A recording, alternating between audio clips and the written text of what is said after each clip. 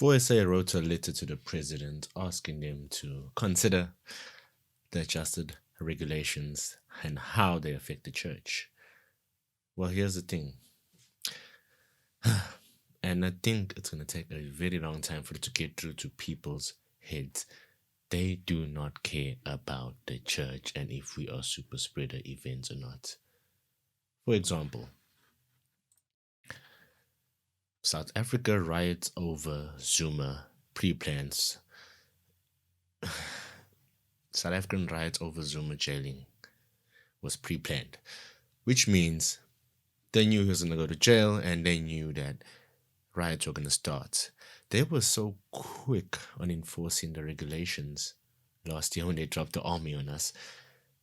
And that's just for going to the shop, for going to church, for taking a stroll with your dog, for jogging. And here we have a report from the BBC News. Riots were sparked by the jailing of former President Jacob Zuma. The death toll has risen to 212, up by almost 100 since last week's Thursday. Police officers have been protecting deliveries of food to supermarkets, might I add, quite late. Damage had been going on for like 2 days now. An estimated $1 billion, which is 722 pounds, I guess, 722 million pounds worth of stock was stolen in KZN, with at least 800 retail shops looted. Again, what does that have to do with Zuma? What does that have to do with Zuma? It's not about Zuma. It's about causing chaos. People want rioting over Zuma.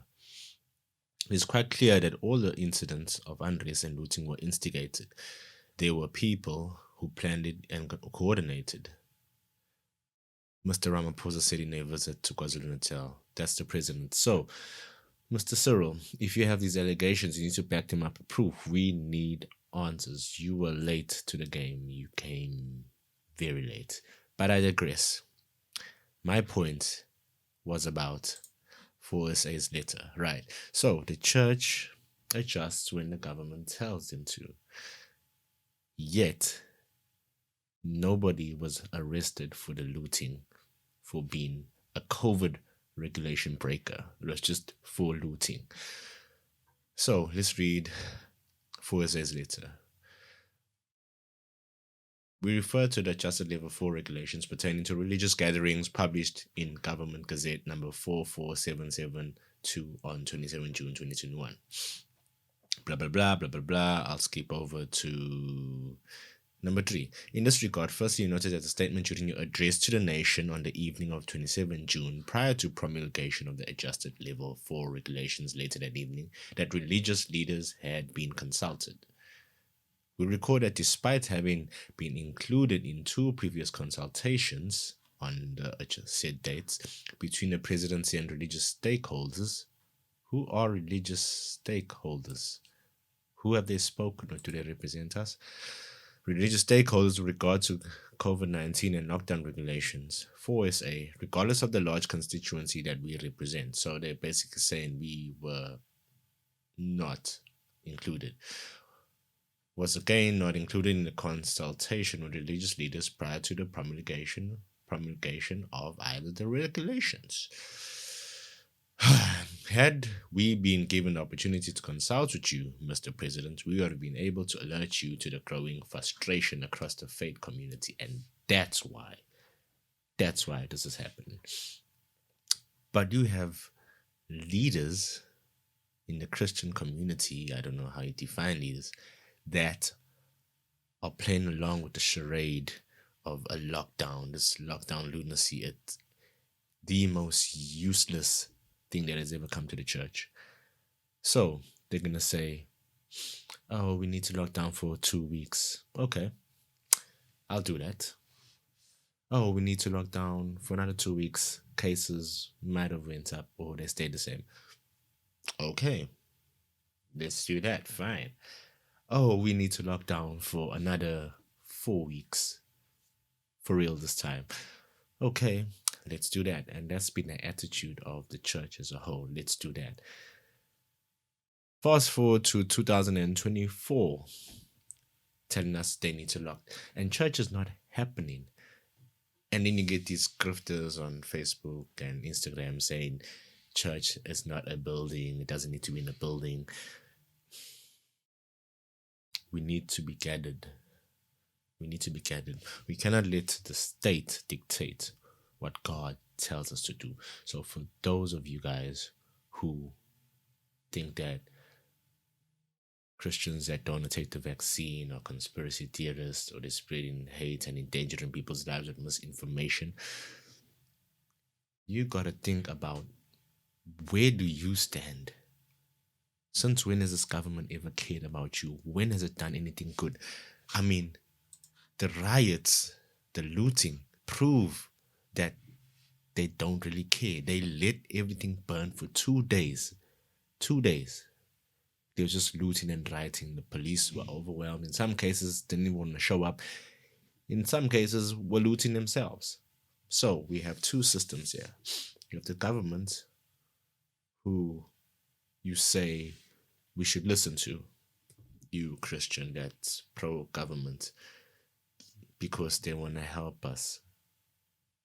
But then when stores are burning in the whole country and looting is happening, the Minister of Defense goes on TV and says there's no need for the army in KZN and in Gauteng. Clearly, when the police are being overwhelmed. Cyril is quiet for 3 days and says nothing. Zuma's kids are out there on Instagram, Facebook, and Twitter, instigating more violence, telling people to loot responsibly.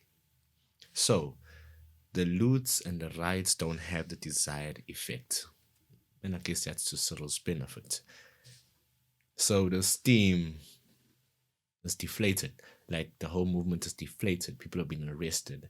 And Zuma's son, who said loot responsibly in a sarcastic manner, is now saying call for calm, and he's sweeping the streets with people on the floor, seeming like some presidential candidate for the future. I mean, these are guys that instigated violence. They broke COVID regulations and they're not being arrested for that. So, does the state care about the church? No. So, we move on to carry on this article. And in KwaZulu-Natal, many have been queuing for food, sometimes from the early hours of the morning just to get a few items. People waiting told the BBC that they were concerned about feeding their families, getting formula and nappies for their babies, and even food for their pets. Why is this happening? Why is there shortages? Well, because they burnt everything. Which is a coincidence, because it comes on the back of a rumor that there's going to be retail food shortages. So, the week of violence, a week in the province, has left roads damaged or blocked by rioters, and the government wants to make sure the food supply is not disrupted. Skipping on, soldiers have been deployed to potential flashpoints, and here's the frustrating thing. The soldiers came when everything was over. They stopped nothing. They watched everything burn. There were politicians that said, let it all burn. This is a civil war in the ANC, which we are caught up in as citizens. And they've just shut down the church as a by-the-way thing, and we've allowed it. So, when nobody's praying for the nation, as a church, this is what's going to take place. And don't for a minute think that this is not divine. This is divine. If you think this is just a coincidence, you got another thing coming. Because if the churches continue to be lackluster, pastors and community leaders continue to accept these ridiculous regulations, then the future's not bright for South Africa at all. And the coming fall will be so hard, and we will regret it so much, because we could have did something. We will be remembered as a generation that could have did something. Anyway, for SA, thank God for them that keep on fighting. and they always represent our views, and many view this as irrational and unfair. Yes, particularly in light thereof that people take off their masks to eat at a restaurant, and restaurants operate 7 days a week, 12 hours a day. In contrast, most religious gathering services are normally held on a weekly basis only. 1 day a week, Sunday, 1 day a week they take away from us. This is not about our safety. And congregants are expected to keep their mask on for the duration of the service. For this reason, religious gatherings constitute considerably less risk than going to a restaurant or a gym for that matter. All while airplanes, buses, and taxis.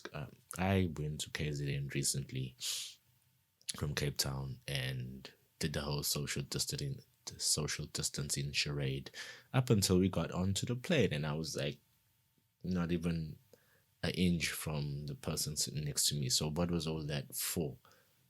I mean, I'm sitting right next to the guy I was distancing from in the queues. Man. For this reason, religious gatherings constitute considerably less risk than going to a restaurant. In the circumstances and with a view to avoiding the increased risk of civil disobedience, government has left us with no choice but to write to the acting deputy judge president of the Johannesburg High Court to request that our application challenging the complete ban on religious gatherings, which has been pending since January 2021 when religious gatherings were first banned, now be heard as a matter of urgency.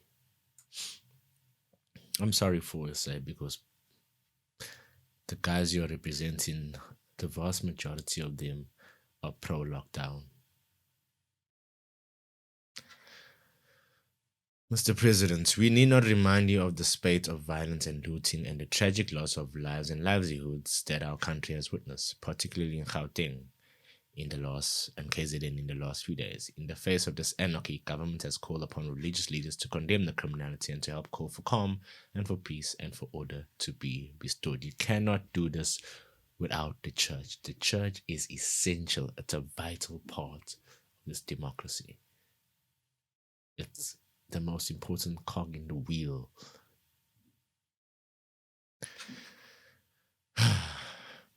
In this regard also, we understand that a meeting was convened between yourself and religious stakeholders last night to discuss the call for calm amidst the violence and the looting.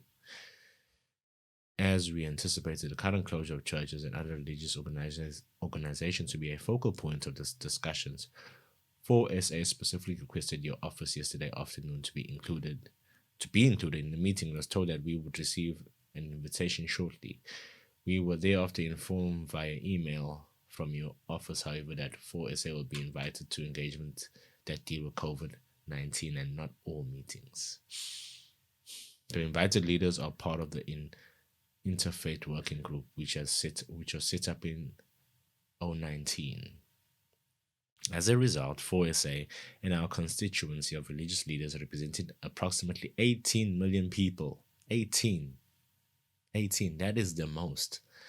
From across the faith spectrum, including 10 million people from African, indigenous, and spirituality churches, was again left out of the conversation. What is the point of having all these committees if you leave out the groups that represent the most constituents? 18 million. What are you doing in those? Who are you talking to in those meetings, Cyril? Who? In that regard, our nation has thrown away God. One nation under God, we've thrown that away. I don't even know if we truly ever had it, but I will say this. If we are going to solve this without God, we are not going to solve it at all. More burning and more looting is on the way. Probable targeting of certain sectors of the economy, of farming, of travel, transport will come. And the only thing that can stop it, the only person that can stop it is God. He's the only person you can guarantee can stop it. All we need to do is ask as a church, as a nation. But how can we do that when we're not gathering? And you're gonna say, "Oh, the church is two or three are gathered. The church is in your heart." No, buildings we use are consecrated to God. They were used with money raised in the name of God. They are God's building. They are to be used together as saints. And if that doesn't happen soon, what will you do? Would you not go to church? Would you do Zoom meetings, Skype? How long? How long?